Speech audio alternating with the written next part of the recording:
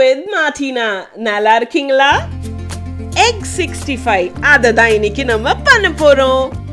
5 முட்டையை வேக வச்சு அந்த ஒயிட் மட்டும் எடுத்து சின்ன சின்னதா கட் பண்ணியிருக்கேன். அதுல ஒரு வெங்காயத்தை கட் பண்ணியிருக்கேன். அதுல பாதி வெங்காயத்தை மட்டும் இப்ப சேர்த்திருக்கேன். கொஞ்சம் கொத்தமல்லியை சேர்த்துக்கலாம். ஒரு பச்சை மிளகாயை சின்ன சின்னதா கட் பண்ணியிருக்கேன். அதையும் சேர்த்துக்கலாம். இஞ்சி பூண்டு பேஸ்ட் ஒரு ஸ்பூன் சேர்த்துக்கலாங்க. இது கூடவே இன்னும் கொஞ்சம் மசாலா சேர்த்துக்க போறோம். ஒரு ஸ்பூன் சில்லி பவுடர், அரை ஸ்பூன் மல்லித்தூள், 1/4 ஸ்பூன் மஞ்சத்தூள் சேர்த்துக்கலாம், அரை ஸ்பூன் ஜீரகத்தூள், அரிசி மாவு 1/2 ஸ்பூன், மைதா 1 ஸ்பூன், உப்பு ஒரு அரை ஸ்பூன் இப்ப சேர்த்திருக்கேங்க. கடலை மாவு ஒரு 4 to 5 ஸ்பூன். இதெல்லாம் சேர்த்து நம்ம நல்லா மிக்ஸ் பண்ணிக்க போறோங்க.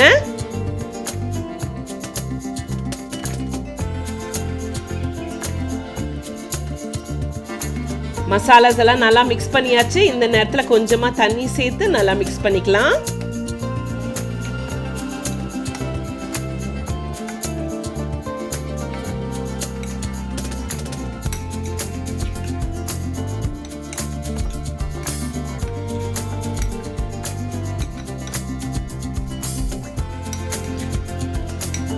அவ்வளோதாங்க. இந்த கன்சிஸ்டன்சி இருந்தா போதும்.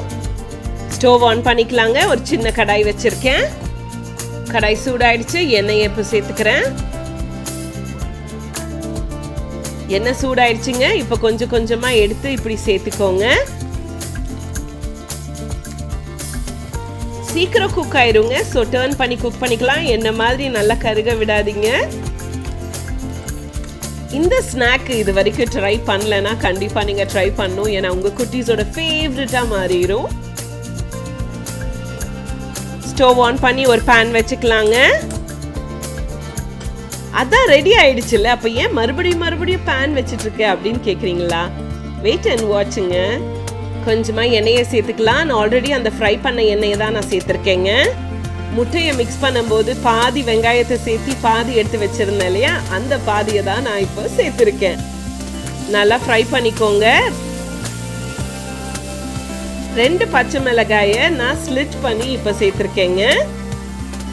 இது கூடவே கொஞ்சம் கெச்சப், கொஞ்சம் சோயா சாஸ் சேர்த்துக்கலாம்.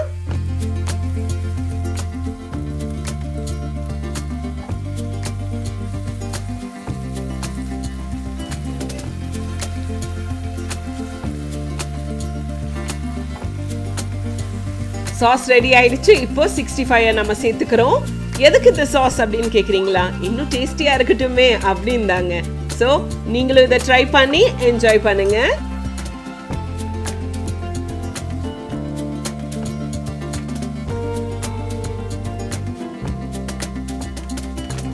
Egg 65 ready.